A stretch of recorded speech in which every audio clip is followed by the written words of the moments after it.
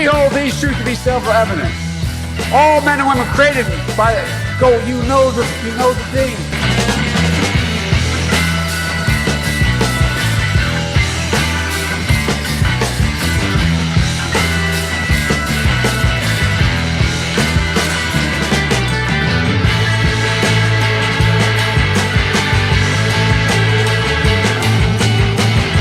I want to be clear in how I characterize this. This is mostly a protest.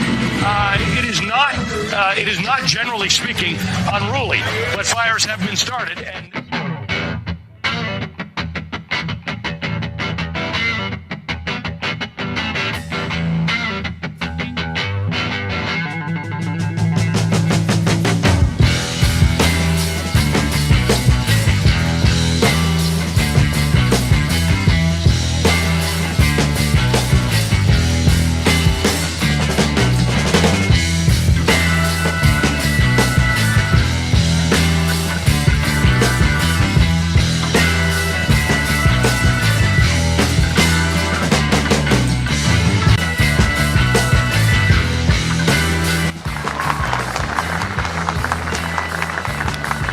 Today's ceremony, however, has very special meaning, because today we are not merely transferring power from one administration to another or from one party to another, but we are transferring power from Washington, D.C.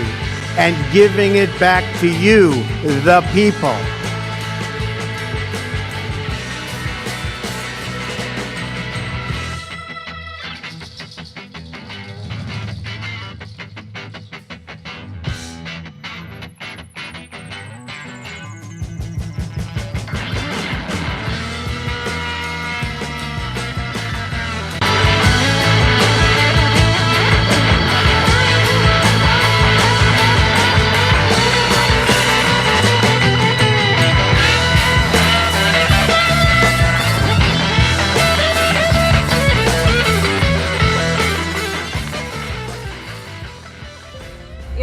My honor to introduce to you the 45th and the 47th President of the United States of America, Donald J. Trump.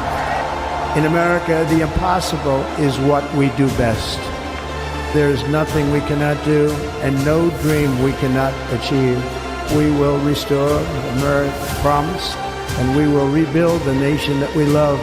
We will stand bravely, dream boldly, and nothing will stand in our way because we are Americans. The future is ours. The golden age of America begins right now. America's decline is over. We will be working to meet every crisis with dignity and power and strength. We will move with purpose and speed to bring back hope, prosperity, safety, and peace for citizens of every race, religion, color, and creed. For American citizens, January 20th, 2025 is Liberation Day. In everything we do, my administration will be inspired by a strong pursuit of excellence and unrelenting success. America will reclaim its rightful place as the greatest, most powerful, most respected nation on earth. I am with you. I will fight for you, and I will win for you. We will not be conquered. We will not be intimidated. We will not be broken, and we will not fail. From this day on, the United States of America will be a free, sovereign, and independent nation. We will stand bravely. We will live proudly. We will dream boldly, and nothing will stand in our way because we are Americans. The future is ours, and our golden age has just begun.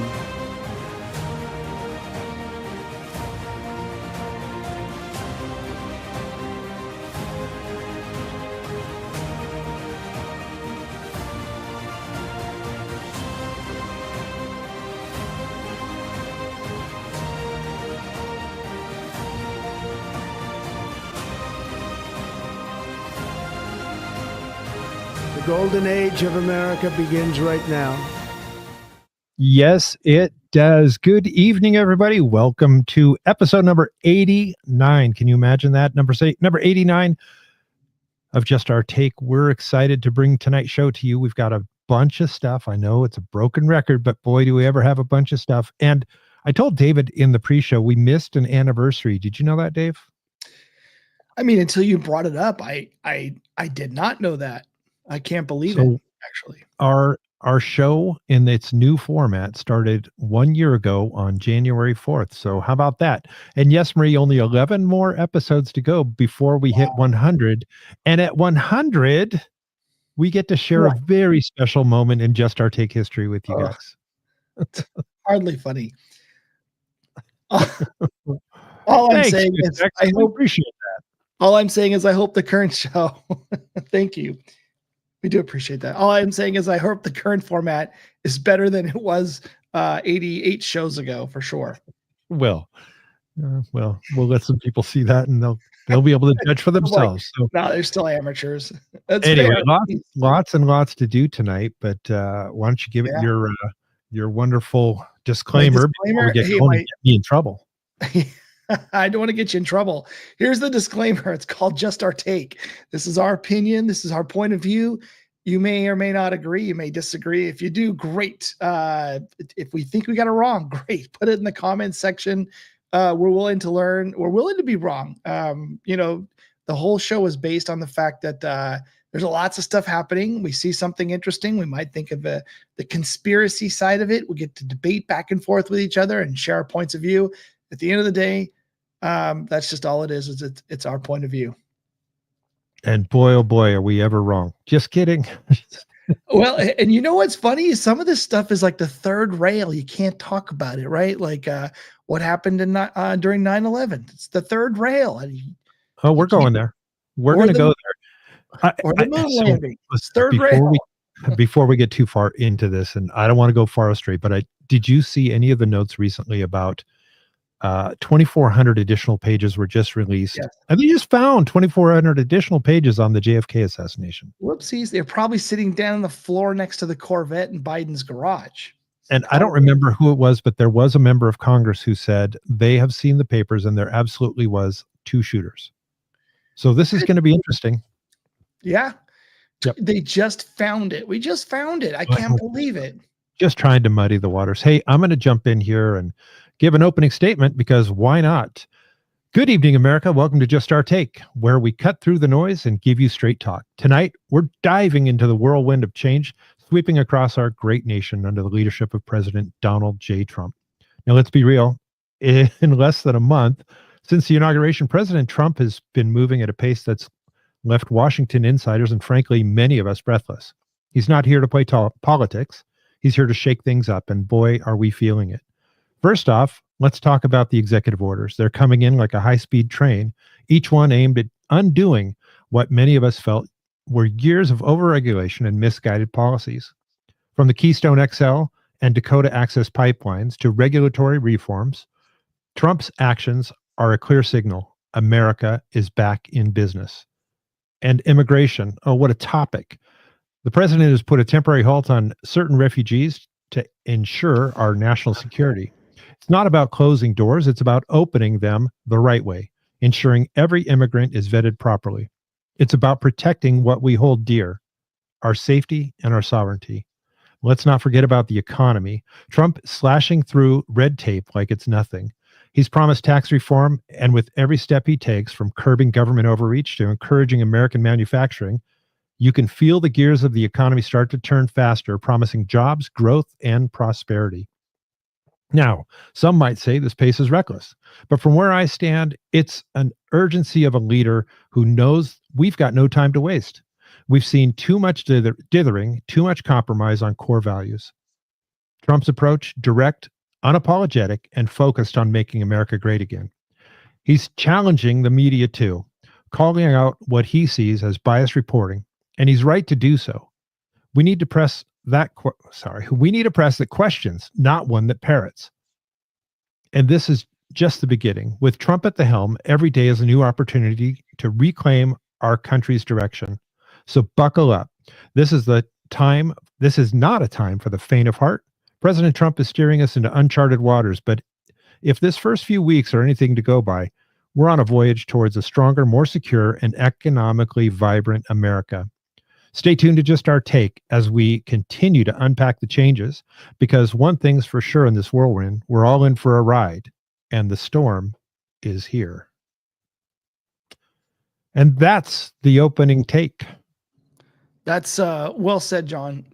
We are in the storm. You're wondering, what's the storm, Mr. President? I think we're here, and it's pretty exciting.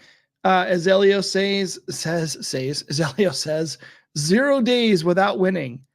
And I'm telling you, it's got to be plotted out. Like, okay, on Thursday, we're going to win here. Friday, we're going to win here.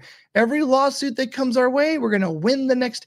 It's incredible. And the energy and the pace, it's exhilarating. It's the best way I can put it. It is. It's a lot of fun. Hey, before we go on, you may see Marie has a unique set of emojis, and I also added a few emojis for just anyone who follows the page. So there's a few new emojis that you can use, and then there is a subset of emojis that only those that subscribe to the channel, and Marie is a subscriber, that they get to use. So you guys can play with those emojis, and we'll be adding more as time goes by, but don't be jealous. She's producer Marie, and she's got a different set and different set of emojis that she gets to use. And by the way, she bought those. So anyway, let's get started. Did you guys see all of the breaking news today? I wanted to come on with one breaking news item. Which one? But there wasn't one. There wasn't one. There was a ton. Yeah. Oh, there you go. See, look at this. See, they're already putting some of them out there. There's Trump hugging the flag. There's a waving flag. How about that? I'm going to show you one. This one kind of blew me away. You guys all know my background. I was in the Navy for 10 years. I was stationed in Point Loma, San Diego for a good portion of that time. And this happened right in my old stomping grounds. So let's go ahead and bring this up. There was an EA-18G, which is a replacement to the EA-6B, but the EA-18G is it's an electronics warfare suite. So what this thing can do is it can go out to the battlefield, it can jam other people's radars, it can put up false radar signals, it can listen to people, it can do all kinds of really fun stuff, but this is not what it's meant to do. It's not.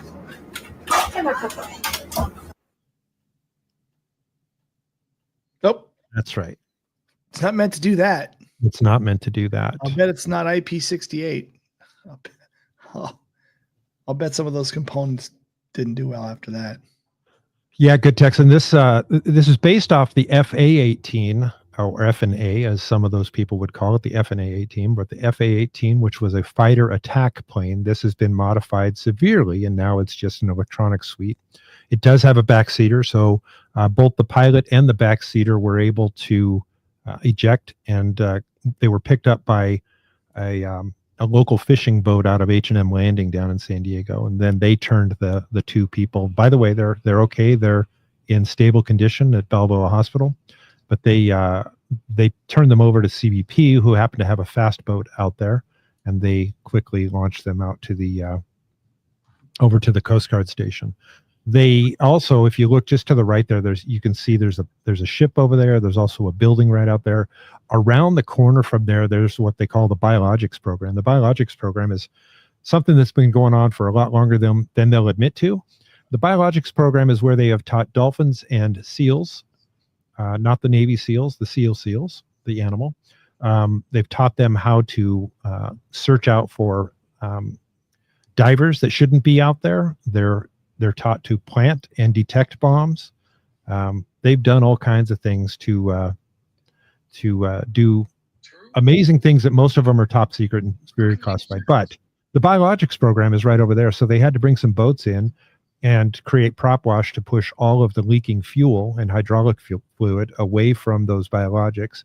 I believe that they've since moved all of the biologics out of there. But in the meantime, during the initial part of this, they had to do what they could to try to save those animals. So quite the deal. Lost the airplane, but the lives are safe. And this harbor, I've been boating on that harbor many, many, many times. It's just amazing. It was a bad day. There was lots of chop. There was fog. It was just not a good day to be on the water. So not as many boats were out there as normally would. So it was a blessing. Could have been much, much worse. But that was breaking news. And then there was also more breaking news, Dave.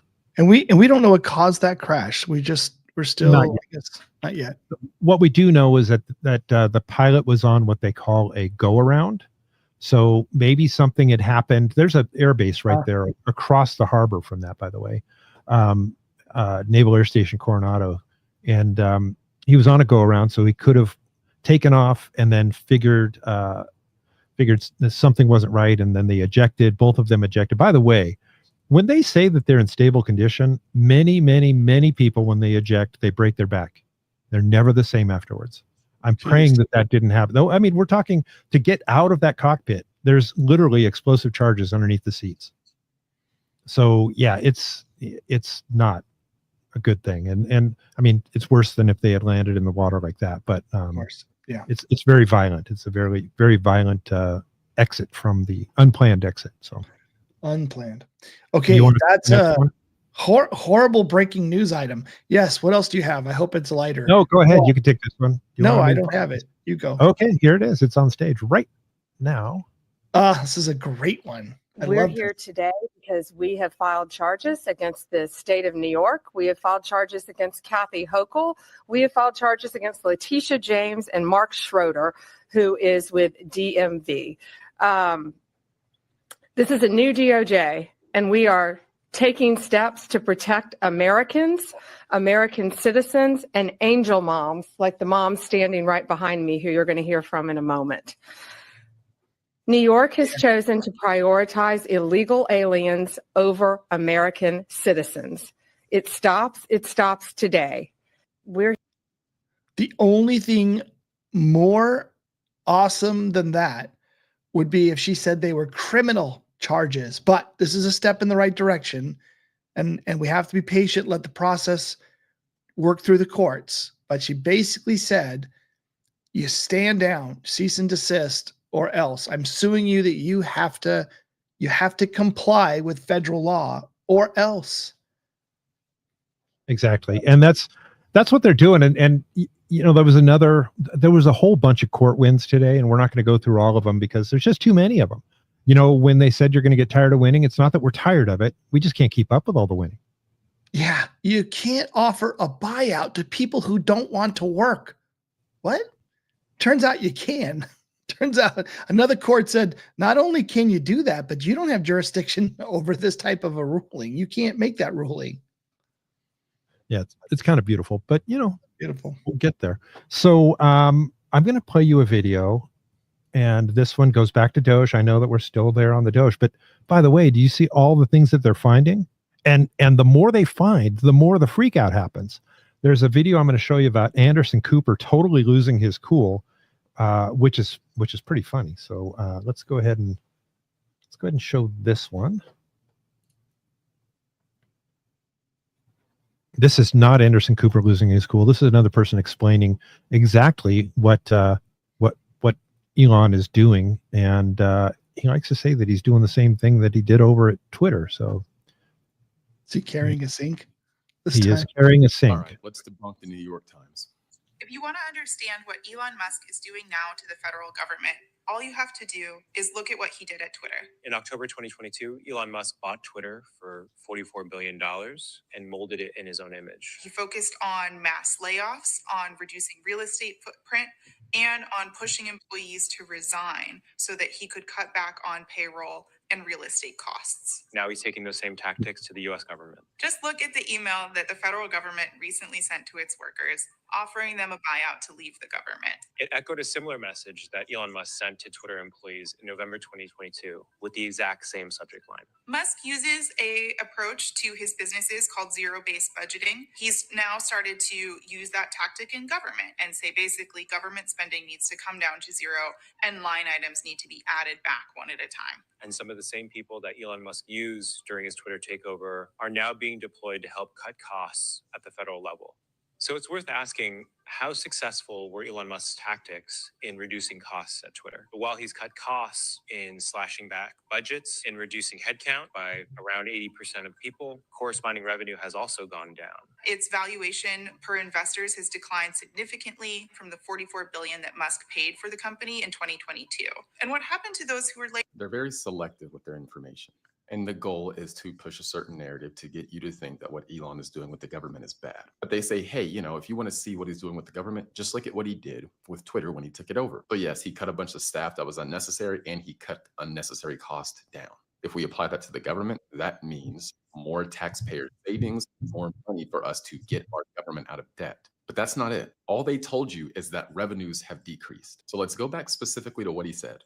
Budgets in reducing headcount by around 80% of people, corresponding revenue has also gone down. Notice how he didn't say corresponding profit has also went down, because it hasn't. Notice how he also didn't tell you that there was an advertising coup against X. Platforms have advertising on there to hurt the platform since Elon took it over. But let's go back to profit. He didn't say anything about profit or EBITDA.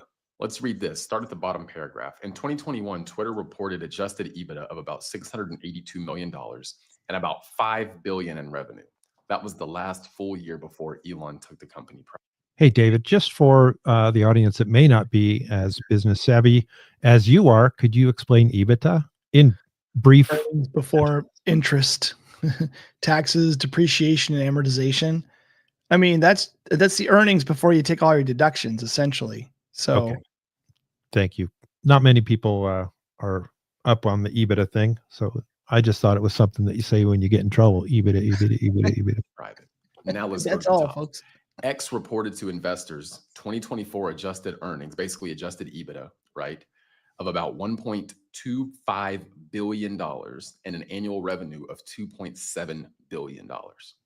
Investors said that that was a better picture than they had expected, and that X's finances hit an inflection point a few months before the election. So even with advertisers working against Elon, the company now has less revenue, but produces more profit. And mind you, Twitter was a very, very, very left-leaning company.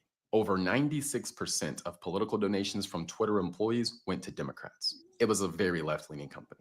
It was run by the left. So Elon took that company over, removed all the unnecessary pieces, and removed the people that would be harmful to the platform. Dealt with advertisers trying to destroy his platform, and still turned it around. Now it has more features than ever and is more profitable than it was when he took it over with less revenue. And like she said in the beginning, If you want to understand what Elon Musk is doing now to the federal government, all you have to do is look at what he did at Twitter. So now let's think about it. He cut the expenses at Twitter, which would mean he would cut the expenses for the federal government, meaning they would require less tax revenue from you and I.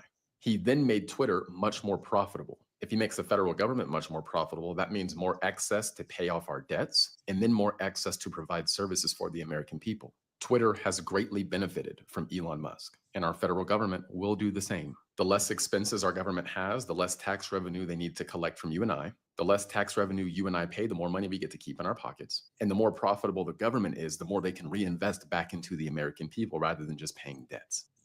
What do you think?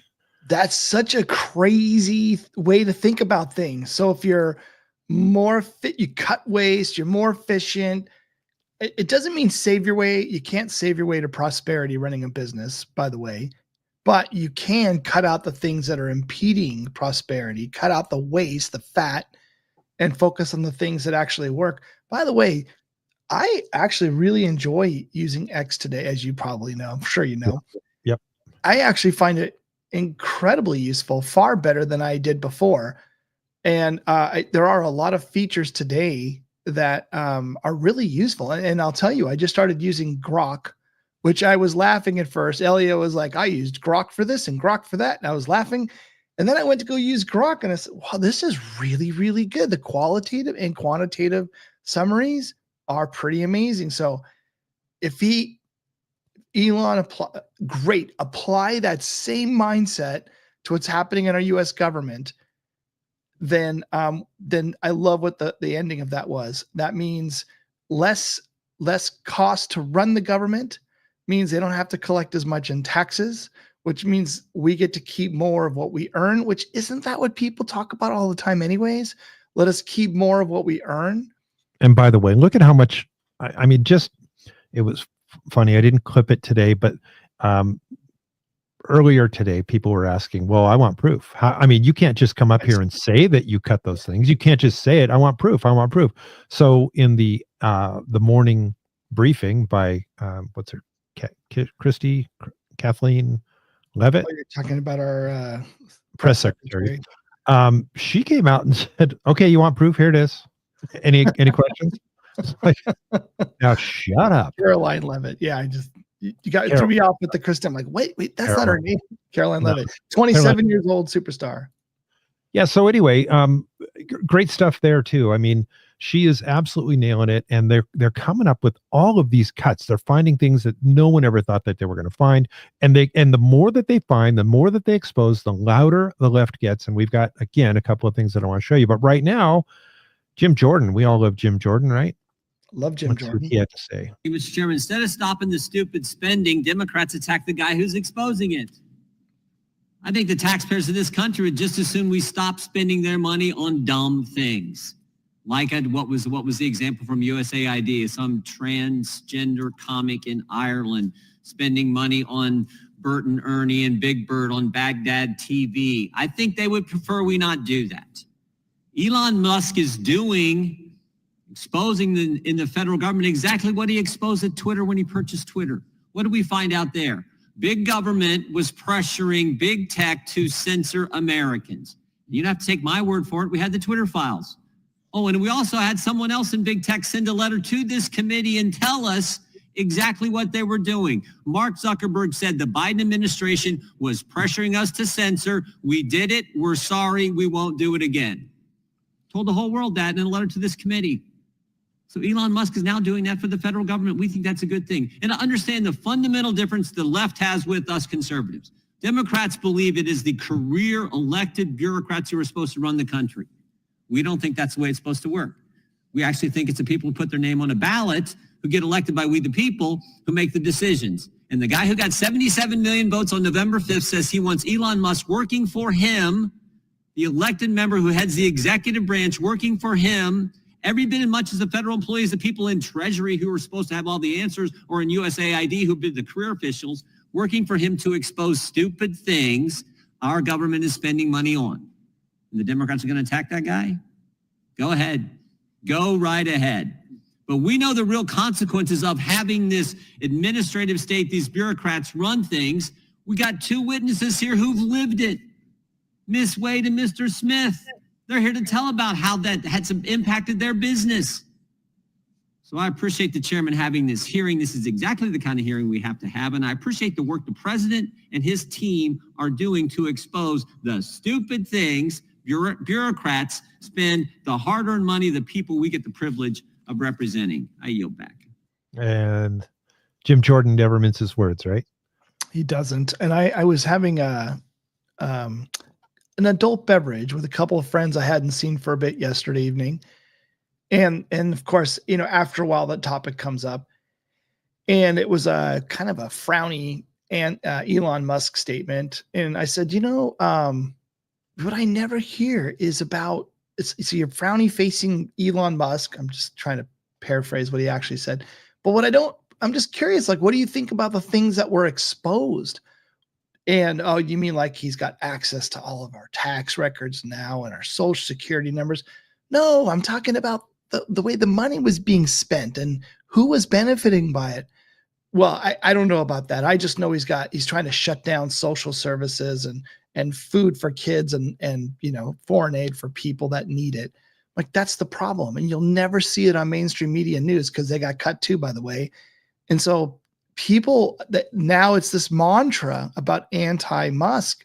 It's now you're attacking the person, but nobody acknowledges, well, not nobody. Most people don't acknowledge the fact that what's been exposed is horrific. That's what we should be focusing on. And it only gets worse. That's a man baby. I didn't see that comment. No, so what happened was, did you see what Marie had posted? That JD Vance refused to kiss Brigitte Macron in France when meeting today. Shook hands instead because she's a guy. And I got to tell you, there's very few people that think otherwise. Let's see. What I don't know if she's a guy or not. I do know that she look at him. Many decades older than just look at him. Trump. Okay. I got another good one. You know, I always love it when someone finally calls out Elizabeth Warren without having to call her names. And here we go.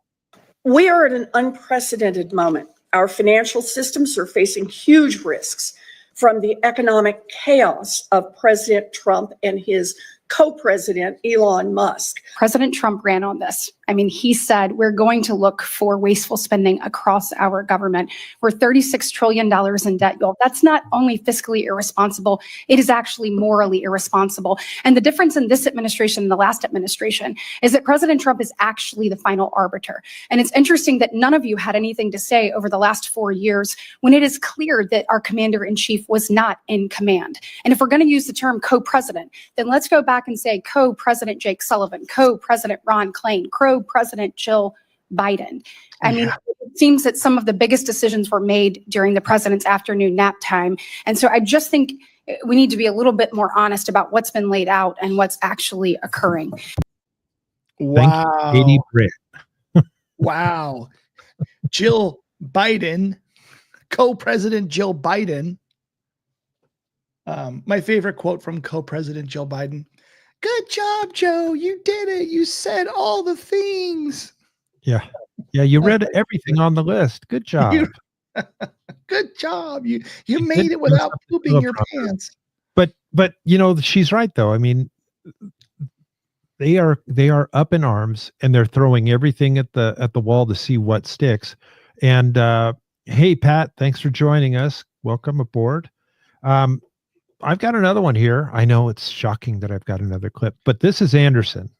Anderson Cooper freaked out. And again, he doesn't lose his cool very often. He usually is pretty cool, but not this time. It was surreal, but I got to tell you, I know what you're not showing here. Musk gave 7 specific examples off the top of his head of where the corruption and fraud were. I know you didn't play the clips. He was talking about a contractor that had a 3-month contract. He was paid for 20 years. He was talking about welfare benefits that were being paid to someone that was technically 150 years old. He was talking about line items in the treasury that had no justification. There's no any actual, he doesn't present any actual evidence. Well, he's standing there in the Oval Office. Do you expect him to come in with 10,000 pages? And I have to be clear, to complain about this administration about transparency, when this president takes open questions on a daily basis, yet Joe Biden didn't show up for a press conference this 6 months, is insane. Well, these guys are being extremely transparent. They don't have to sit there and take the questions, but they do. It's all on the website. It's all out there. It's not transparency to say things that have no factual background. I mean, to say we're cutting, we've found $1 billion or $1 trillion in waste with no specifics, that's just talk. That's not transparency. It's 23 days in here, guys. 23 days. You were talking about 2.3 billion that was saved last year. These guys are saving 2.3 billion a day. Right, but it's incredible. That's what they're saying. But where's the proof? You're waiting. You're not going to be satisfied till he shows up with 10,000 pages. But we're talking about 10,000 pages. Yes. He's giving very specific things, yes, he's giving, but he's not actually giving any evidence of that. It's all going to come because what they also said was, if we have to go to Congress, we'll go to Congress. Right, but we'll show where it is. Some of the details that have come out, like the $59 million spent on luxury hotels, it's actually not. Talking about the FEMA money that was abused for migrants. That was. Yeah, FEMA money for migrants. That's okay now. No, I'm not saying it's okay. I'm not saying it's okay. Don't put words in my mouth. So would you stop that? Would you stop that process? Don't be a dick. The portrayal. What I'm saying is the portrayal by him is. Oh, don't be a dick. Come on, Anderson. Here's the punchline in that. The guy that he just called a dick is Governor Chris Sununu. He called a state governor a dick on the air. Yeah. And by the way, I love the fact that he didn't just like, well, I better back down now because I'm a pundit and I want to come back and get a paid spot to come back one day. No, he's a governor. He stood up and he's like, how do you not see the hypocrisy in this? I love that he stood his ground. Yeah, he stood his ground, but and again, that it was comments like that, and that was their talking point of the day. The left's talking point of the day was, you have no evidence of it. And so what does Caroline Leavitt do? She comes out with evidence and stacks of papers showing all of the proof. That's right. I played this next video before. I know that we're at breakneck speed. We're at Trump speed right now, by the way. I was going to say, look, speed. moving fast here, John. Crazy. So I played this one a while back, but it's certainly much more. It's just, I think it's more relevant today than it was when I played it then. It was kind of a freak out then, but now this one really hits home. So take a listen. We discovered 10,000 people using the exact Social Security number. See if this one rings true. You take an illegal, you bring them in. They sign a piece of paper promising to pay taxes. What they get is a Social Security number. So the employers can take out the taxes. Put a pin in that. Here's what they do. In cities like this, let's think of a chicken processor. They will bring in hundreds of illegals. They will spread them out across all of these plants and factories, giving them jobs. They're all using the same Social Security number. The IRS unconnected our names from the Social Security number. Now, when you look it up, it just pings to see if there's an employer. If there is, it says it's good, it validates it. Why do they do that? Because all of these factories are giving them Social Security numbers. The government turns its back on it. As soon as you have a Social Security number and you go over to motor voter, pass the driver's court test, right? You get a driver's license. The person, look, you got a social, you must be a citizen. That's how they pack the rolls. By the way, those guys don't pay taxes anyway. It's taken out by companies. Our government's been sitting on $1.7 trillion slush fund that one fund has still in it to this day. So if you want to know where the dark money comes from. By the way, that's what, $100 million in a month in interest. I could go on. I now understand this is why they tried to kill us. And it's not stuff I wanted to know. It's not stuff I wanted to know about my country. It's not stuff I believed. But we have a uniparty. We don't have multiple parties. Everybody's benefited from this at one time or another. Well, when he's talking about they tried to kill us, you know what he's talking about there. He's talking about two things, and they're coming up with evidence about this now. One, that and I still have to be careful because unfortunately there are people over at one of the socials that would ban us for even saying it out loud for now. But the thing that came out of that one place over in China, there's evidence that was not only intentional, but it was paid for by your tax dollars. And then on top of that, the thing that came from the biggest sponsor to all sporting efforts in the United States of America, that too has killed many. Now, today, right before the show, I got a text from producer Marie who told me that J.D. Vance's niece was denied life-saving heart transplant surgery because she is unvaccinated. What? Yeah. Now, put that into context, because there are 12 states right now that are about to ban that exact thing. I just can't even say it. The mRNA, they're going to ban it. And I know that Washington is one of them, which surprises me. Montana and Idaho are both on that list as well, but there are 12 states that are about ready to ban it. I guarantee that more will follow once they step up and do it. Once there's no repercussions, because everyone's afraid. It's incredible how powerful a handful of those companies are, those pharmaceutical companies are. That's the first step. Yeah. And to deny life-saving medical services because of their vaccination status, I think that goes against the oath you take. What is it? The oath for being a doctor. Do no harm. Right? I imagine that somewhere in there you've just violated that.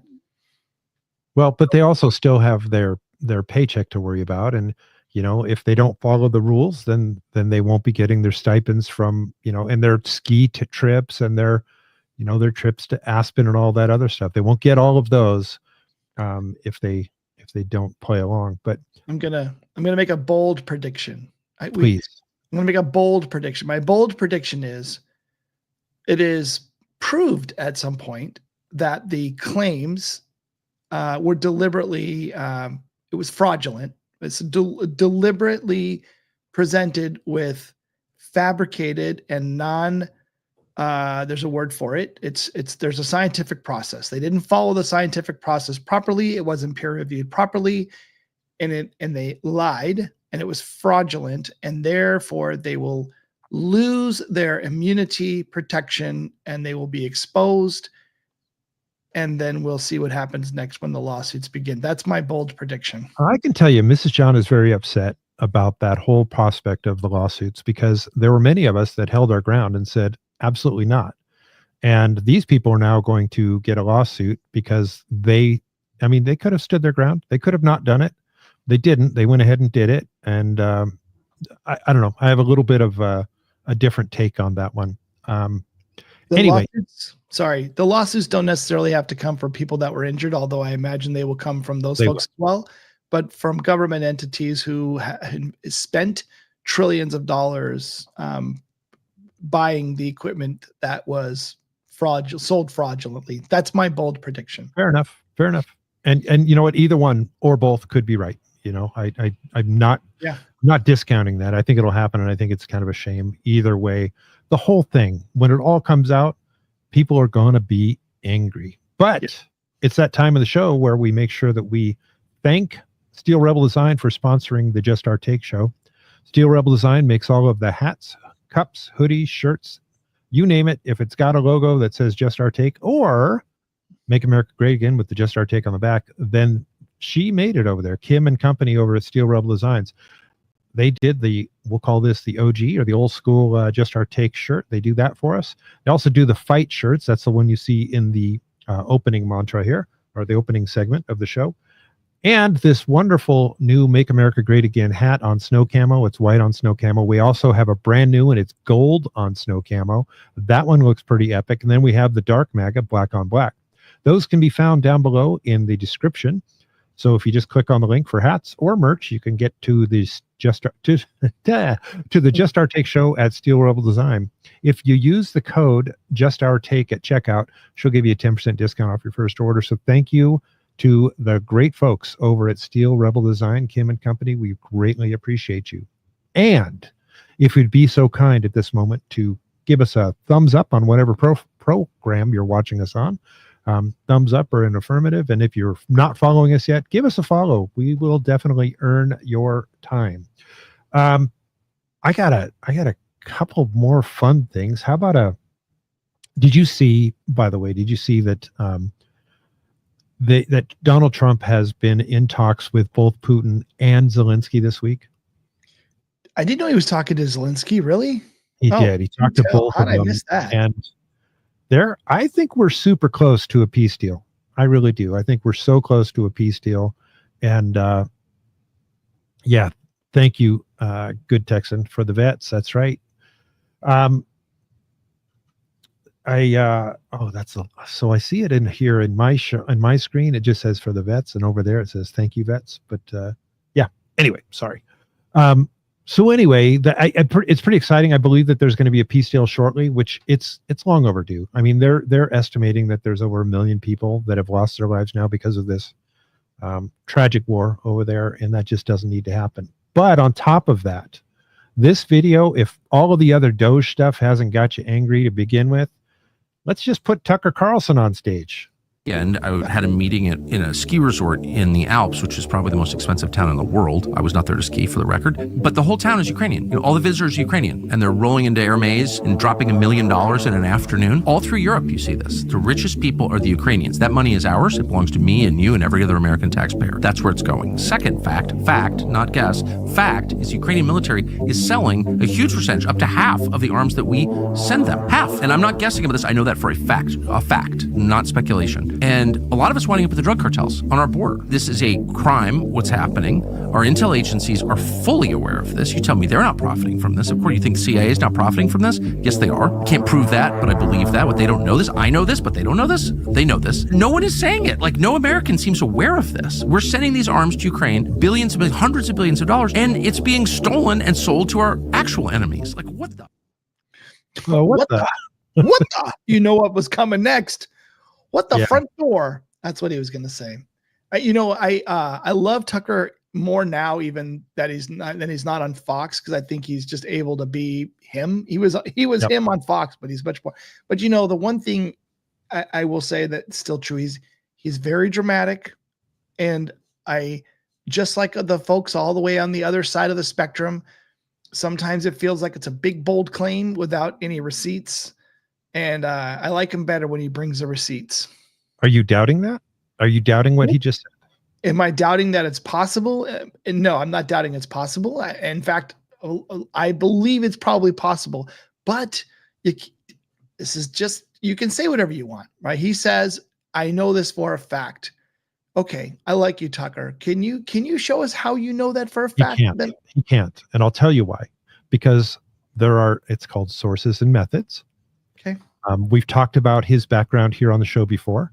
I'm not the only one to say what his background is. If you watch the Sean Ryan interview with Tucker Carlson, I think it's almost 3 hours long.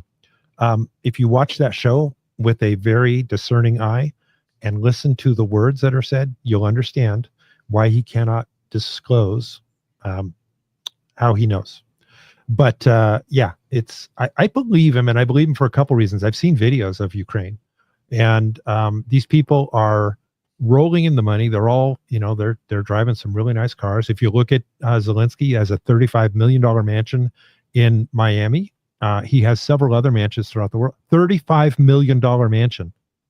He has several other mansions throughout the world, and he's not the only one. All of his generals, and that money is being spread out. And so I believe it. And you know what? The sad part is when we start to see those weapons come against us down in Mexico, when we're fighting down there, that's when everyone's going to know. The people who sold them, the people that sold them or gave them those weapons, set us up for a fight, and that's treason, and you deserve a rope. And here's the frustrating part. It'll never show up on mainstream media news. It'll be another story about bad American taking advantage of some other nation. What they won't say is that it was an American weapon given to Ukraine, sold to somebody else that's now being used against us. And there are lots of reports. There's a lot of evidence. There are reports with evidence to say that American military equipment has been sold to other parts of the world. You know who else did that? I believe that, by the way. Do you know who else did that? No. Just go back into your history books and think about who else sold weapons to the cartels.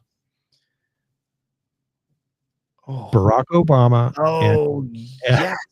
What was that called? Eric Holder. Is called Fast and Furious. That's what they came up with afterwards. They said, "Oh, we want to see what happens, and do they make it back into our shores?" What? So you gave these drugs or these weapons to them? Yeah. The cartels, and by the way, they ended up killing our own border patrol agents with them. Yeah. So it turns out Obama was right. They actually could make their way back to us. He was right. Yeah. By the way, I don't think did anybody go to jail for that? No, remember that was the one, the first time in history that we had a scandal-free presidency. No scandals. Yeah, no drama. Obama. Remember? Where's my sarcasm alert? Yeah. So we've been talking about what's going on down at the border quite a bit, and I keep on seeing all the aircraft down there. I was texting Elle today, and I showed him several trains of, I call them trains because that's what they call them, trains of air tankers. So these planes that are up there to bring fuel to the fighters. And I can only tell you that by the number of air tankers I saw up there, there had to have been a very significant force in the air. And I think that they are doing two things. I think they're guarding both our northern and southern borders. And again, it's pure speculation because you don't get to see where the aircraft are, the fighters and the bombers. The only thing you get to see, and by the way, the fact that they were putting it up an an EA-18G, that's an electronic suite. Those guys are used to jam radar. And if they were putting them up there, and they also are listeners, they're putting them up there, I would bet that he was heading down to the border. But that's just a guess. Anyway, there's a lot going on down there. We know that the 1st and 5th Marine divisions are down there. We know that MARSOC is down there. And I told you last week, MARSOC doesn't go to guard a gate. They only go in to do a clandestine op, and then they get out. No one knows they were there, except... Have you talked to any of your contacts recently about how they felt about being designated a terrorist organization? Have you got wind of any of that yet? Yes. So for context, I have trained and have friends that are still active across the field, both in special operations in Mexico, also on the newly formed intelligence service with the federal police, and Guardia Nacional, and just state and local police officers across that border and all over Mexico. And that's where I get a lot of my information. I've also just talked to people. I travel to Mexico regularly. I'm actually on my way to a pretty big event down in Mexico.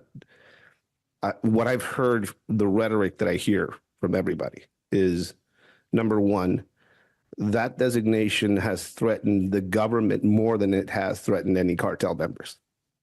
That is who is in fear of this designation, right? Why is that? Well, because a lot of these people that are currently in power have a lot of money behind them and backing behind them of institutions, companies, money men, middlemen who are cartel affiliated and funded. So they're aware that any sort of funding and support of that nature is going to come back and bite them in the ass.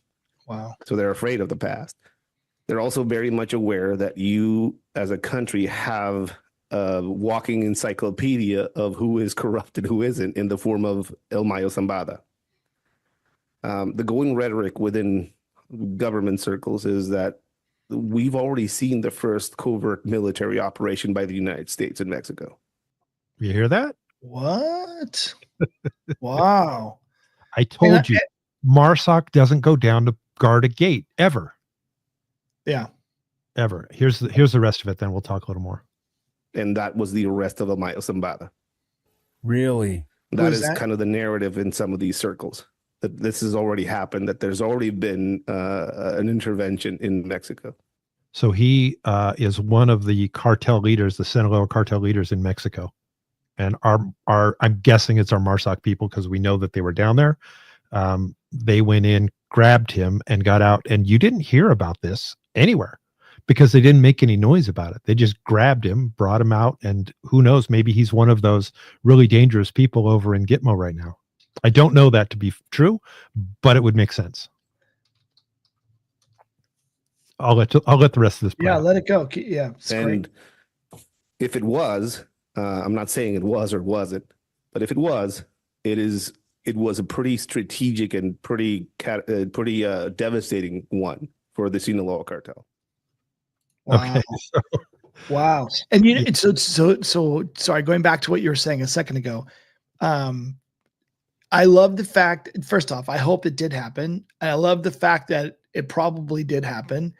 And Claudia Sheinbaum, she should be pretty happy. I mean, even though I'm sure that she had a lot of help getting to be the first, getting to be the president of Mexico, but still, like, can you imagine? Oh, I think I've said this before. Can you imagine a cartel-free Mexico? Like, what kind of prosperity and peace could they enjoy if there was a cartel-free Mexico? Like, just getting your head around that. Like, I mean, it's been decades and decades since that has been a reality. So who knows, David? I mean, certainly the safety would be different. I was watching a quick video earlier where they're talking about, some of those really big resorts down in very southern Baja. And these are like some of the nicest, poshest resorts that a lot of Americans used to go visit. Yeah. They don't go there anymore because it's also the highest murder capital in the world. So I know a few people that are from Mexico City, go back and forth often enough where, I mean, currently go back and forth often enough where they know current day Mexico City. And they, of course, they have different perspectives about it. But last night I was having my adult beverage with a friend of mine who happens to be very well connected with Mexico City. And I asked him, I said, do you feel like it's safe there? I mean, you know, we hear a lot of stuff. We hear a lot of stuff about a lot of big cities. And he's like, no, you got to you got to understand, like, after, you know, when it gets dark out at night, you don't go out by yourself, and you probably shouldn't go out at all unless you're in one of the, you know, nicer neighborhoods. Otherwise, the rest of the city, you just don't.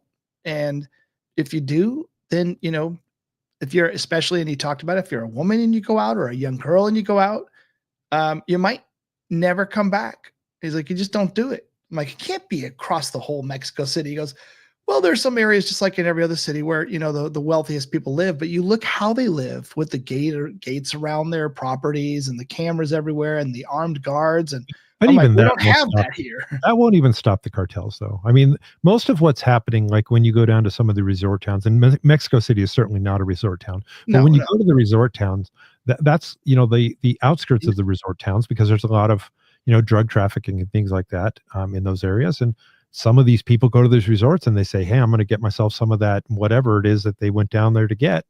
And then there's turf wars out there too. I'm going to play a little bit more from the same interview, talking a little bit more about what's going on down there. Again, special forces are clearly making their presence unknown. How's that? Love it. Yesterday, there was a bunch of chatter about this U.S. spy plane flying over the Gulf of California. People are dumping communications and changing ways of communicating. People are researching what the people interacted when the U.S. went over there to invade. So people are actively trying to figure out how to get around the U.S.'s ability to listen. So what I see is cartel forces and criminal groups, basically adapting and shifting their footprint. You don't see a lot of online posting anymore. Communications have shifted, and people are going underground and kind of in a wait and see pattern. And the whole notion of these large criminal organizations with these figureheads at the top I think it's going away. I mean, because some of these guys are basically going underground. But the drug is still flowing. There's still parts of Mexico where the government can't go. There's still parts of Mexico where the cartels are the ones that are in charge. And if people doubt that, then go to Michoacan. We just saw a coordinated drone attack. Yes, I was going to ask. A coordinated drone attack to a military convoy, and they hit a brigadier general in that convoy. People that are saying, and like, this is the narrative in Mexico. We're doing our jobs now. We're going after these criminal organizations. Don't worry about it, U.S. We got it. And then, you know, we're still living through a basically active war zone in a lot of ways in lots of parts of Mexico, and the violence is still happening. People are still disappearing. And just to be clear, the brigadier general that was taken out was not one of ours. It was one of the Mexican army brigadier generals, and that's where they say, you know, he also goes on to say, you know, they sent 10,000 troops to the border. That's not going to do anything. Those people, you know, 80% of them are corrupt by the cartels, and the other 20% don't know how to fight. But we do have a new DNI, and that is Tulsi Gabbard. She has been confirmed, and so congratulations. We're rolling. We're rolling. And as I was saying to you earlier, she's a real warrior. That is a warrior who's running our intelligence. She's not make-believe, that's for sure. She's not make-believe, and I was making the comment, I'm saving this for some special friends of mine. Not like those people sitting at home on their keyboards, not a keyboard warrior. This is a true warrior, somebody who understands what it's like to get out and get in the fight. And I am so happy that she was confirmed. We've got a couple other big confirmations coming, but It is a glorious day. And I just out of curiosity, have any of Trump's picks so far not been confirmed? Well, I mean, the only one was the one that we talked about, which I believe was the sacrificial lamb, and that was Matt Gaetz. But I don't think he was really intended to go all the way through. He bowed out, but I think that was a total head fake. I don't think that he was ever really intended to be the AG. I don't count that one for that very reason, right? I don't count that. He chose self-selected out, which is smart because the committee was never going to actually allow it to go to the confirmation vote. Every single person that went to the confirmation vote so far has been confirmed. Raked through the coals by the cast of clowns. We talked about them last time. It's the same people asking the same dumb questions. They're not asking true policy questions. They're saying, are you going to follow Trump's orders if he tells you to do something that's not okay? No, and then McConnell came out today and he voted against Tulsi Gabbard. I don't know if you saw that, but he voted against her and said that she doesn't have the temperament, the experience, the mindset. I'm like, really? And who was our last DNI? So, the other night I was scrolling and researching news. Funny. I know. Mitch McConnell, Glitch McConnell. Sorry, I shouldn't make fun. That's wrong for me to do that. But also it's wrong for him to continue to pretend that he's fit for office also. Go on, John. Our good friend. So the other night I was scrolling for information and pulling up some research, and I saw this video and it said that there was going to be a SpaceX launch in 6 minutes. So I'm like, I always like watching those. Let's watch it. This one was going to be from Vandenberg Air Force Base. Now, Vandenberg Air Force Base is in the Southern California area. It's just north of Goleta, or in the area of, if you are a wine fan, in the Santa Rita wine region. Being a wine fan, I know that.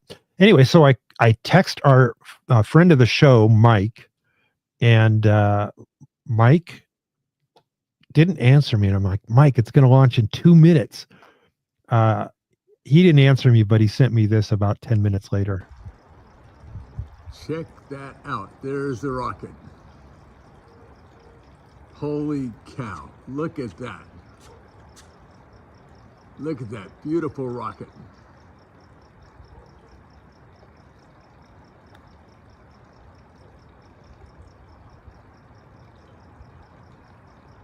By the way, I love the narration too. Wow. Look at that thing go. This is stage separation right here.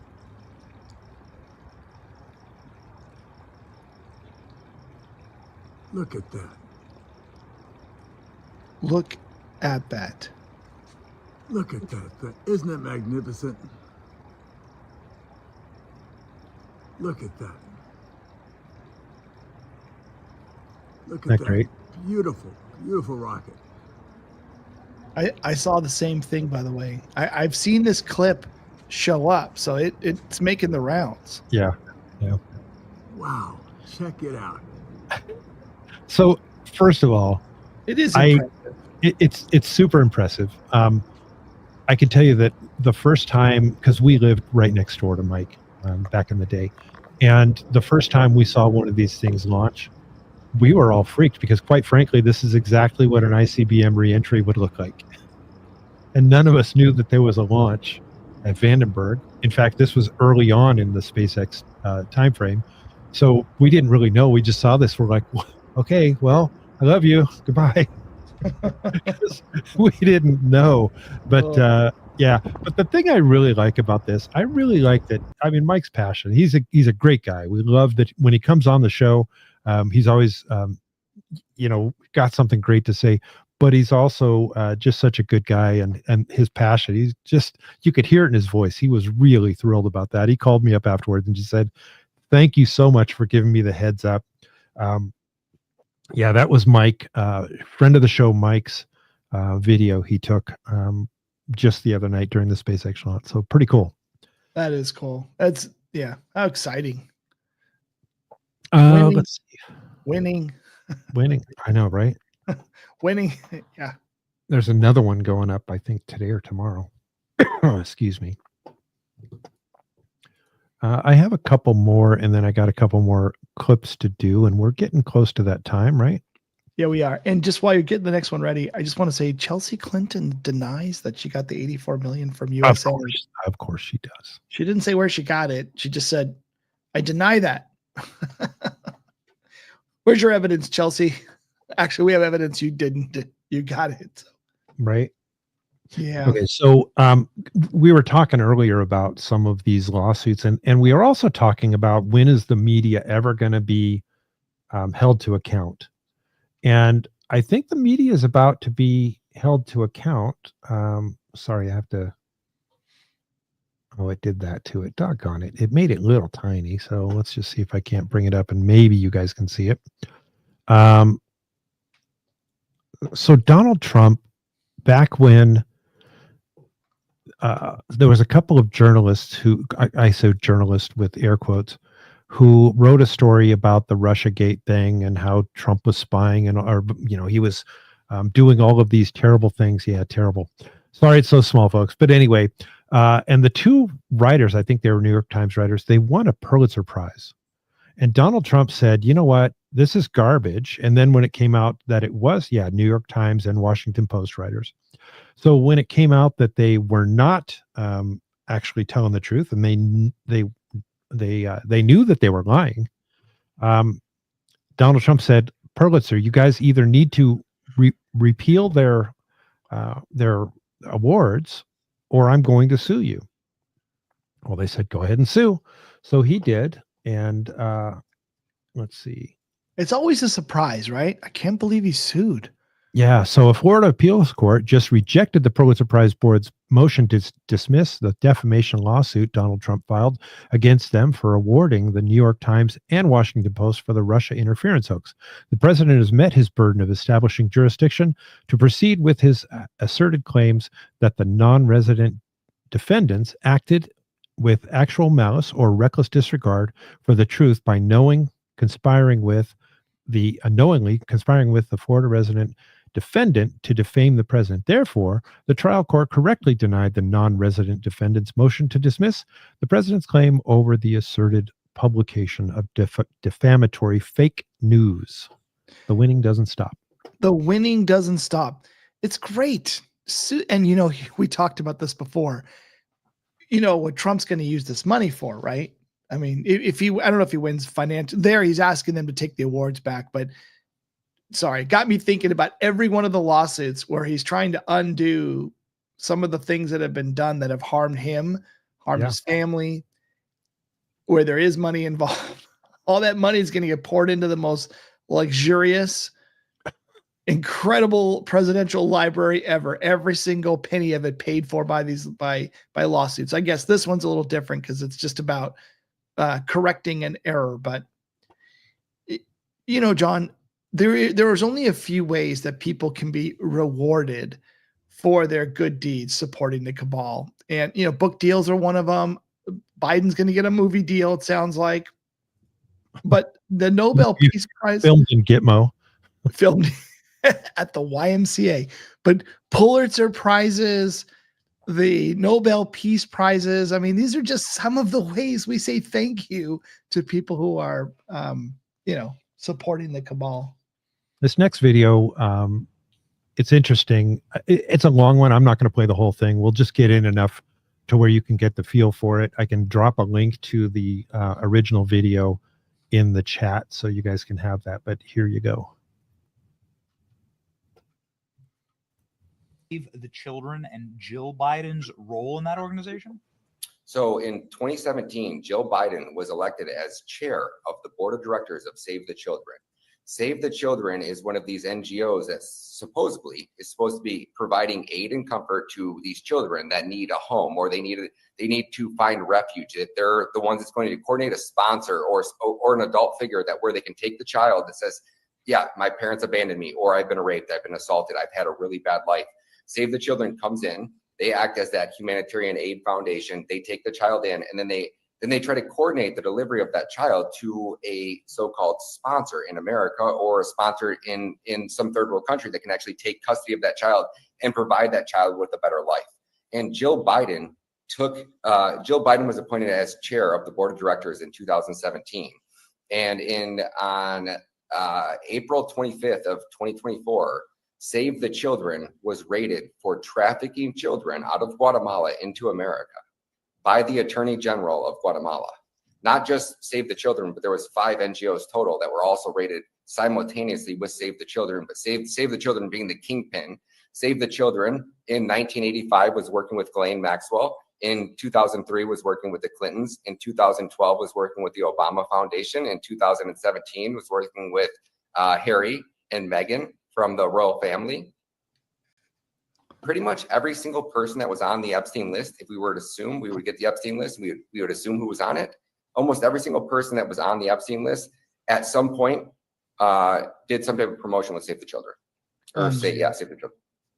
So they were raided by the Guatemalan government for child trafficking. So they would traffic the children to, and here's the article here. Guatemalan prosecutors raid offices of Save the Children charity. The prosecutors say that this could be a complaint against migrant children's rights, child trafficking. What happened here? Did people go to prison? People go to jail? They raided the foundation. The crazy part about that is, Benny, is they contacted Ken Paxton and they wanted to do a collaboration with Ken Paxton because they wanted to not only raid the offices in Texas or in Guatemala, they wanted to simultaneously raid the offices in Texas. But because Ken Paxton was getting attacked by the Biden administration, they assumed that communication between Ken Paxton and their office fell on deaf ears. So that's why I've tried to be on the forefront of this and trying to kind of promote this and put this out there and saying, hey, like Ken Paxton, the Guatemalan Attorney General's office wants to work with you. They want to work with the Trump administration. They've already been in contact with Todd Bensman. They've been in contact with the Trump administration. And they're saying, hey, the Guatemalan Attorney General's office right now is willing to do whatever is necessary to work with the Trump administration to completely eradicate child trafficking, not just eradicate child trafficking, to put an end to this weaponized mass migration. Wow. I don't know why I'm always surprised. It's just it's shocking. I mean, shocking. Good old First Lady Jill Biden. Yeah. Yeah. Save the Children. It has such a nice ring to it. And they're saving them from having a normal life, a normal, happy life. Yeah, it's twisted. It's twisted, but I do have this one. So those of you, and he did say that just about everybody on the Epstein list had something to do with Save the Children. And I know you're wondering, when is the Save the Children, when is the Epstein list going to come out? Well, according to our good friend Glenn Beck, it looks like soon. The only thing I care about is the scandal of the pedophiles. And in the next 10 days, you're going to see the Epstein file released. In the next 10 days? Next 10 days. Oh, Yep. please. You think in the next 10 days, the whole thing's going to be released? Yeah. And what kind of information do you have to be able to be that certain about it? I plead the fifth. In the next 10 days. The next 10 days. Oh, Glenn, please. Stop it. Next 10 days. You're I'm telling teasing millions who want that list. Day number 1, Kash Patel walks in. By the end of the day, it will be released. Oh, please. Did Kash Patel get confirmed yet? Not yet. They Not delayed yet. it. Did RFK get confirmed yet? Not yet. Tulsi? None of them, though. House, not Senate. Yeah. So All as right. soon as he's confirmed his first day, it will be released. Oh, I can't wait. Right? Yeah. Yeah. Day one. And, I don't know. Again, I know that the news has to be just so crazy, so outlandish to start to seep into that part of our community that just wants to believe in the old cabal so badly. But at some point you have to let go and go, wow, these people really were really bad. Are really Twisted. bad. Twisted. I mean, yeah. Just really, really bad. Twisted. Yeah. Yeah. Um, I am so looking forward to Kash Patel getting in there. From a cast of clowns to a cast of warriors. It's going to be a Ooh, good one, David. That's you should trademark that. new book title. Yeah. The book. What was his book? His book was Government Gangsters. Government Gangsters. Yeah. It's better when you So say great. gangsta. And of course, he was asked about it. In your book, Government Gangsters, you said this. Do you really believe that? Yes, I do. Well, as a matter of fact. Hey, since you mentioned it. Speaking of Kash, I know you guys all love a good Kash moment. Let's hear from Kash now. He, Adam Schiff, the single most person who is responsible for spreading disinformation on Russiagate, saying he had evidence Donald Trump colluded with Russia, saying the intelligence community had all this information, and then going out to the mainstream media and feeding them these lies because they were in bed with him to spread a false narrative for 4 years and bamboozle the world into believing that Russiagate actually happened and Donald Trump conspired with Russia. It was a total falsehood. Adam Schiff knew it at the time. I was running the Russiagate investigation. He was the leader of the minority on the House Intel Committee. Devin Nunes was then chairman. He had access to all the information we had access to.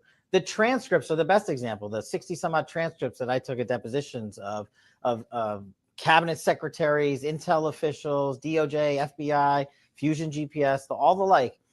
We finally forced those deposition transcripts to light. And what did they show? The headline, Adam Schiff knew the entire time there was no factual basis to perpetuate the Russiagate narrative. So when a guy like that issues this tweet, I just think America should pause and say, the King Kong of disinformation is now coming up and saying he's all of a sudden scared that Twitter is going to be the landing ground for disinformation, when you and I have been talking about it rightly so over the last few years. Twitter has been the ground where people spread defamation, where people attack others mercilessly. And Twitter's hypocrisy on who they let on their platform and who they kick out has been on full display for years. They've suspended folks like obviously President Trump, Babylon Bee, and all these other journalists who were actually doing fact-based reporting because they had the audacity to say, to say something clearly he couldn't say next. They censored him. Hey, by the way, is that why Adam Schiff was so hard on him during the confirmation hearings? Is that why he was so hard on him? He's scared to death. Is he that is why? Absolutely scared to death. And Yeah. and he should be. It's not going to go pretty for him. No, Not going to go pretty for him at all. Again, I recommend that he look for countries that have non-extradition treaties with the U.S., pack his bags and go now. Let me tell you, they already have his passport flagged. He's not going anywhere. He's not going anywhere. They will not let him go. Hey, by the way, because that's my favorite thing to say when we're going to segue. Hey, by the way. And by the way, that's you know where JD was today? Where was JD? JD was at the AI conference. Oh, okay. AI, that's 2 letters. It's 2 letters. Yes. Anyway, he was at the AI conference. It was pretty interesting, and it made people think about, when he was speaking before the AI conference, he seems to know a little bit about what he's talking about. And there was a compare and contrast to him versus our previous vice president. Let's take a look. If I don't have sound, David, let me know quickly because it gave me that little warning once again. So let me know. The United States of America is the leader in AI, and our administration plans to keep it that way. The U.S. possesses all components across the full AI stack, including advanced semiconductor design, frontier algorithms, and of course, transformational applications. Now, the computing power this stack requires is integral to advancing AI technology. And to safeguard America's advantage, the Trump administration will ensure that the most powerful AI systems are built in the U.S. with American-designed and manufactured chips. AI is kind of a fancy thing. It's, first of all, it's 2 letters. It means artificial intelligence.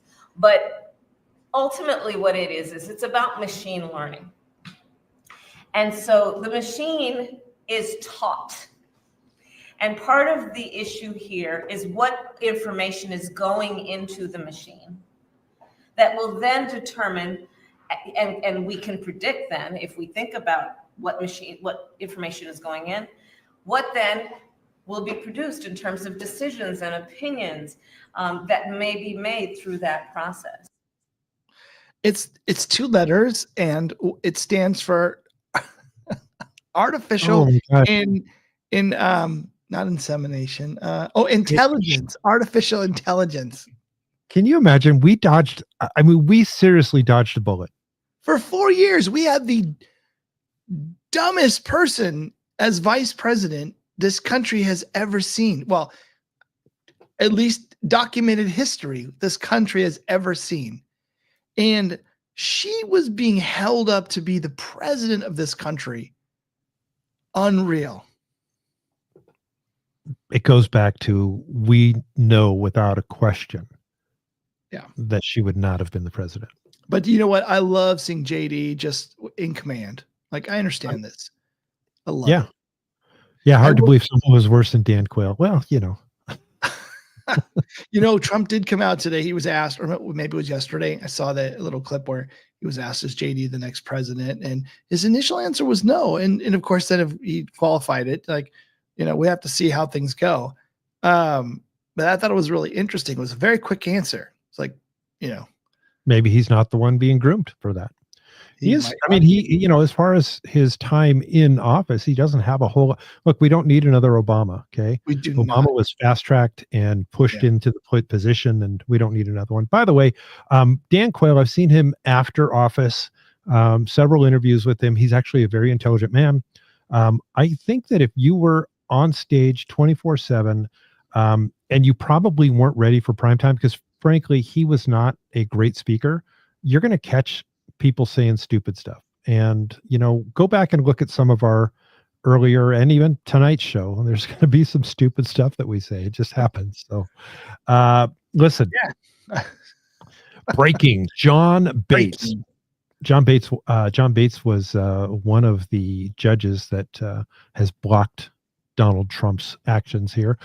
John Bates' wife gets funded by USAID. This is a serious conflict of interest since her funding relies on the Trump admin. Recall Bates is the judge who ordered the Trump administration to restore the website info on gender ideology and sex change operations. His wife, Carol Rees, is founder of Hope for Children in Ethiopia. So it's very similar to to the name of the other one. Was Care for Children? Is that what the other one was? Save the Children. Save the Children. Hope for Children. Care the Children. Something about children always gets the money. And has been a very long-term recipient of USAID. So he went out there and said, you will, by the way, who does this guy think?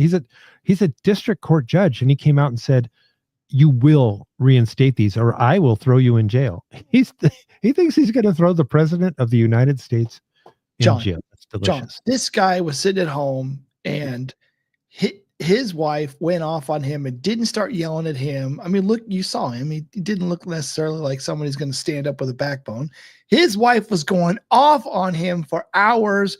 3 a.m. He finally says, okay, fine, I'll do something about it. That's what happened there. He doesn't believe in it. He's you don't know. Man. You don't know. Here's the answer, though, to a whole lot of things. Now, Trump keeps getting blocked by these district court judges. And today, so clarifying that the government can limit access to federal funds on the basis of the applicable authorizing statutes, regulations, and terms. Essentially, yes, the government can do so in complying with regulations, and then that the previous order does not bar both the president and much of the federal government from exercising their own lawful authorities to withhold funding without the prior approval of the district court, meaning, again, they can disperse the monies that they were allocated within the law, within the confines of the law, and that the government does not have to seek pre-clearance from the courts on terminating funding as long as they have the authority to do it as governed by the applicable statutory, regulatory, or grant terms. So essentially, the court is confirming what the Trump administration has maintained and what common sense can project, which is that within the confines of regulatory and normal authority, of course, you can do what you want with your own money, and you don't need a court's approval to do so. Yep, that's so clarifying that the government. So basically what's happened is all these people come out there and they clown around and they try to say, you can't take that away. You can't. By the way, there are people right now trying to form a lawsuit against Donald Trump personally and the U.S. government. By the way, they didn't hear that you can't sue the president. But anyway, they're trying to sue him for offering a bailout. He said, if you leave now, we'll give you 8 months severance package. And they're going to sue him for that because they believe it's illegal. Even though, how many people signed up for that? Like 70,000, some incredible, huge number. 8 months pay. I mean, you weren't working anyways. You hate everything about this new government, and now you've been offered to get paid for 8 months to get on with your life. Great opportunity. Or you got to come back to the office. Or you got to come back to the office. I mean, I just find it stunning that these people, their first go-to is let's sue them. Let's sue them. It's not right. Let's sue them. I don't know if you saw that. Did you see that there was another, and I didn't pull the video, but there was another undercover OMG report where he talked to somebody, and I can't even remember which department it was in. Might have been Treasury. I think it was Treasury. And the Treasury Department is talking to somebody, and he's like, there's people that have been there for 40 years. This is O'Keefe, by the way, James O'Keefe and his undercover deals. But he had somebody, by the way, if you're working in the government, this is perfect little hint here. Stay off Tinder. Stay off Tinder, because that's where all of his people find these people. It's incredible. You would think that after the number of videos that have been people have been exposed, right? Because this goes back now a number of years. Yeah, you would think they would be smart enough to shut their mouths. But nope, I can't help themselves. This guy's out there talking about what an important job he is. He's a policymaker in compliance. He's probably in his 20s. By the way, we can't let people in their 20s look at these important documents. But he's talking about how there are people that have been in place for 40 years. He says they've been here for 40 years. And quite frankly, they really don't do anything. But we think it's illegal for Donald Trump to say that we'll give you 8 months severance to walk away from your job. So, hey, look at that. Thank you very much. I can't even pronounce that name. If it was to me, I would request 30 U.S. Navy SEALs, the true cold-blooded killers, and line up all politicians and mow them all down to their dogs and cats. But we do have laws. Yes, we do have laws. Why do I say that I love that? I mean, I do. I'm sorry. You know what? I feel your sentiment. You do get angry. You do. You know what? But there are times where you read some of this and it does make you a little angry. Not a little angry. It makes you really angry. And by the way, John, everyone's probably seen lots and lots of these videos. Some people are so angry. We would never rebroadcast one of their videos just because it's like every third word's F-bomb this, F-bomb that. But yeah, people that have been kind of tuned in for a little while, now the evidence is out, they're angry, right? Now, if you could get the rest of the people angry about that, instead of feeling like they have to take to the streets and protest, we might have a movement, right? So I love that. Thank you, Good Texan, for giving me phonetic here so I can pronounce the name. Anunnaki, right? Anunnaki. I'm sure I still butchered it. Call me. Sorry. Like I said, and it was a precursor. I said, look back on things that we've said. I'm sure that we've said stupid things too. Well, I just proved. You just did. I'll predict and prove. We do that in sales all the time. But anyway, thank you again for the 10 bomb. We appreciate it. There was something else that happened today. I was blown away by this one. I shouldn't be, but I was. They're now calling for violence against Elon Musk. I mean, flat out they're calling for violence against Elon Musk. This shows you how scared they are. I want to hear why, but do you think that calling Elon Musk a dick is effective messaging for confronting what is a potentially irreversible transformation of the U.S. government? Well, he is a dick. And I think he's also harming the American public in an enormous way. And what I think is really important, and what the American public want, is for us to bring actual weapons to this bar fight. This is an actual fight for democracy, for the future of this country. And it's important to push back on the chairperson of this committee. I mean, Marjorie Taylor Greene talks about having decorum, about bipartisanship. This is the person that lies more than anybody else in the entire Congress. And so if she is going to make a mockery of hearings, I want to make sure that us as Democrats are bringing that same level of energy. And of course, after those comments, we went into exactly what Elon Musk is trying to do: dismantling the Department of Labor, dismantling the Department of Education, dismantling all of our consumer protection agencies. And so it's all important, but it's also important to get the attention of the American public and call Elon Musk out for what he is, and to make people know that Marjorie Taylor Greene is not a serious legislator and she shouldn't be treated as such. You know, can you go back to the first, the opening? You don't have to replay the video, but go back to the opening image. Okay. I'm just saying that by itself is a violent speech. That is not protected by the First Amendment. This guy needs to be brought up on criminal charges. What he's calling for right now, forget about all the other rhetoric, that imagery is not protected by our First Amendment. Okay, so I'm going to just, what he said was despicable, I think, when he's saying we're going to bring real weapons to the streets. However, he is not the one that put this sign up. That is a sign that has been put up around DC. I don't think that this is directly his sign, so I just want to clarify that. All right, I'll back off a little bit. Okay, calling for violence. And by the way, what was the comment? Americans want to. What do Americans want to see? Americans want to see you in an MMA fight with MGT. Yeah. Sorry, we'll put this one. Yeah. Yeah, I mean that guy has no idea what he's talking about, and MGT is a warrior also. Okay, I wouldn't want to. Yeah. And then Pam Bondi will be knocking on that guy's door. I don't disagree with you at all, Good Tex. Good Tex, and I'm certain that Pam Bondi and soon Kash Patel will be knocking on that door. And I think that there's going to be some more door knocks. This has got to stop. This, if you remember during the last Trump administration, the other side was so violent and so vile in their comments, and they're unchecked, completely unchecked.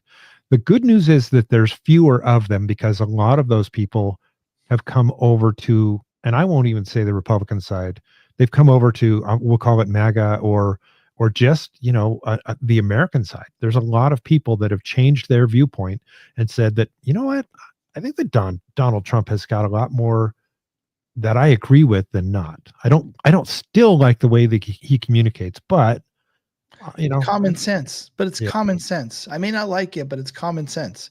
Too much bravado. People in Canada are not happy. Some people in Canada are not happy with us right now. But you know what? It's common sense. Yep. I agree with you, Roger. He calls for real weapons against the government. He should be arrested. Not even a question. Yeah. And there's more people out there making claims against Donald Trump and calling for violence against Donald Trump. There is another report out there. I'm sure you guys have seen it. And it talks about the Butler event. We're not going to cover it until we have more information. And so it's not that we didn't see it. We saw it. There's just not enough information to back it up yet. So we're not going to cover it at this time. It's a beautiful chorus. Can I play the song for you? I'm afraid. So beautiful. Why am I afraid? Which side are you on? Which side are you on? Tell me, which side are you on? Which side are you on? We'll fight against DOGE. We'll fight Elon Musk. It goes on and on and on. I will spare you the rest of it. I just thought I'd give you a small taste. This is, and by the way, you know what this tells me? That's why I cut it. It doesn't get better. But this is what tells me their funding is starting to dry up, because this is the best they can do. They didn't even have auto-tune. Exactly. They couldn't afford auto-tune. They couldn't get auto-tune in. That's the best they could do. So anyways, the Good Tex, and I was going to save your ears from the rest of that. Oh my goodness, I'm sorry. No disrespect. Come on. I thought you were a professional. Anunaki. I'm trying. We can demand them all to be brought to justice. People need to start petition to the president by their will to abolish them, political parties, and arrest anyone called for insurrection acts. Absolutely. That's the thing that's different this time around. I think that people are so angry is probably, No, I wouldn't say that. Sorry. Anyway, I'm losing it now. I'm losing it. Anyway, pull it together. If enough of us people stand up, because listen, when he says that they're not doing what the American people want, that is not true. The American people overwhelmingly voted for Donald Trump, knowing full well he's not doing anything that he didn't say he was going to do. Well, the only thing that he did say, he didn't talk about taking over Gaza. I'm still on the fence about that one, just so you know. But if you can help out in Gaza and keep some peace over there, that's a wonderful thing. But Greenland, he talked about that. He talked about Canada. He talked about all kinds of things. He talked about cleaning up, Panama Canal. He talked about all those things. We voted for that, and we voted for him cleaning up all of the garbage in government. Yeah, when what's his name, the representative that made those statements, got me all fired up. Which Americans? I voted, what you just described is what I voted for. I voted for a Pam Bondi to step up today and sue New York, sue Hochul, sue AG Letitia James. Yes, that is exactly what I voted for. So yeah, I think I'm so far. How many days are we in? 23 days. I'm getting my money's worth so far. I'm loving it. I'm loving it. So the next show, Sunday. I'm thinking that we're going to have, I'm hoping that we're going to have RFK Jr. in there. I'm hoping that we're going to have that. It was close. Even today, by the way, did you see that Pam Bondi was the one who actually swore in Tulsi today, because the vice president was out of, she may have done it anyway. But because, my goodness, I'm going to have to learn to pronounce this guy's name. Holy cow. Guy, girl, sorry, didn't mean to gender assume. David, why don't you give the name a shot? Anunnaki. Okay. That's what I read. I hope that's correct. You'll have to tell us if we got it right. And if not, then we will go and look it up so we can get it right, because we want to be respectful. But yes, it's in the first paragraph of the Declaration of Independence. The people, if, and that is a big giant if, the people, they can abolish an entire government since it went tyrant. That's true. And 100% true. It's not that we want to remove I believe in our Constitution. I believe in our amendments. We have the right structure. Now we need good people to actually govern within that structure. And I think we're getting those people right now, which is very exciting. Anunnaki. Got it. Anunnaki. Yay! Victory! Anunnaki. Makes me sound like I almost knew it all along. Anunnaki. Okay. All right. Thank you. Thank you again, by the way. Thank you very much. You way too generous. We appreciate you very much. But yeah, and that's the thing is, if you go back in the opening of our show, we play that clip from the first inauguration where Donald Trump says, this is more than just another 4-year election. Right. This is where we take power from Washington, D.C. and give it back to you, the people. And that's what he's always been about. He's always been about the Constitution. He's always been about we, the people. He's been, for far too long, and I hate to use his words again, but for far too long, these people think that they are our leaders and that they rule over us. That's what we escaped. That's what we fought a revolutionary war for. And we're not going back. Yeah. Sorry, that was one of their lines, I think, that we're not going back. We're turning the page. I don't even know if I like a turning the page, but we're not going back. We're going to hold people accountable. I hope, please God, hold people accountable, clean it out, get us on the right track from a security standpoint, economically, let people feel great about living in our country, so much so that they want to chase their dreams, start a business, start a family, be a great part of the community, let them feel safe here. That would be pretty exciting. Right. And great point. The U.S. constitutional republic, as opposed to a democracy. It drives me nuts every time I hear that democracy. We are not a democracy. Stop it.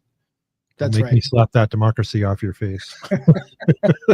On that note, I'm gonna send you to Gitmo. Hey guys, thank you so much for tonight. It's been a great time. Tonight was a whirlwind, just as we called it out in the opening segment, and I think it's going to continue to be this way. It's not going to slow down anytime soon. So buckle up. We're going to have a whole lot more fun. Sunday show, we're going to be talking about our brand new HHS secretary. We're going to be talking about anything that Tulsi's already done, because I'm thinking she's going to hit the ground running too. Yep. I'm hoping that we're going to start filling out our bingo cards anytime soon. And boy, I know, like you guys are waiting for Kash Patel to get in there, and I really feel good. I think that one could be a 1-vote deal. It could even go down to a tiebreaker. But I think when he gets in there, I think that's when all the fun starts. Not that it's not already fun, but we're going to have fun reading that Epstein list. We may have to take it in pieces because it's a long list, apparently.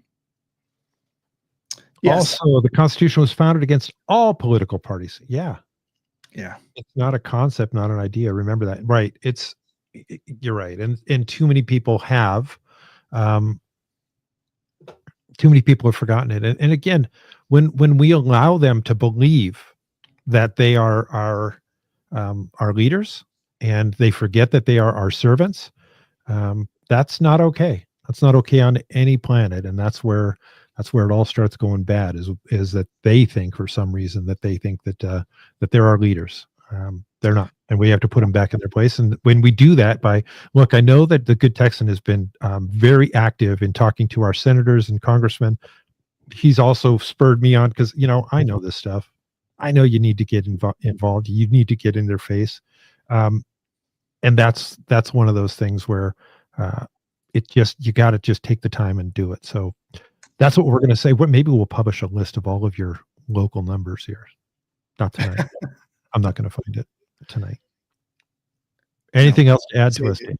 No, not for tonight. I think you laid out a good list for Sunday. I'm very excited to see RFK, Patel, and I got to look to see who else we're waiting for. But those two are the next two big uns. And we didn't talk. We don't really talk much about the Treasury. Scott Bressler's getting really busy over there, and he's finding billions of dollars of savings as well. And it's not as exciting to hear him talk. He's kind of dry, but I think he saved like 40 or 50 billion dollars this week. Just I just got here, but I found a lot of billions that I can save, and I just excited about that. So yes, the next two, RFK, Kash. So look, until we have to wait for the Epstein list, I want you to know that tomorrow Donald Trump is having a press conference where he is going to reveal the names of organizations and individuals who have been defrauding our government. That is going to be epic.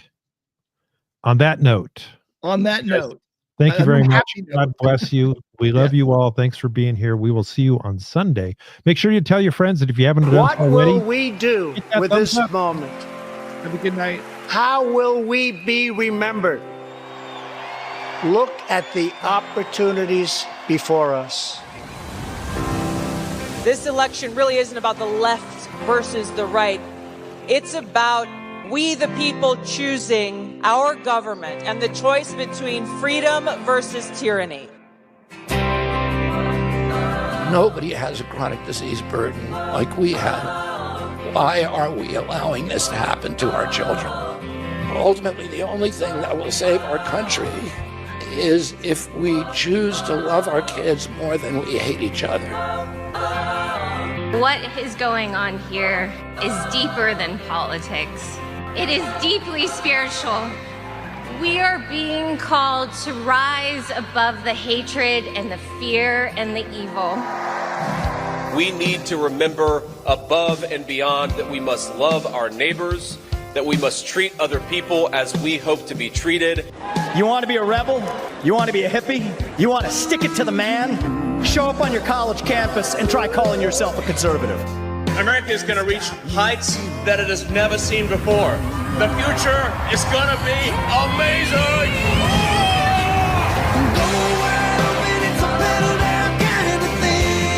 Don't you want healthy children? Don't you want a president that's going to make America healthy again? The sweet emotion raining all over me. I come to you today as a former Democrat. I will be a first-time Trump voter tonight.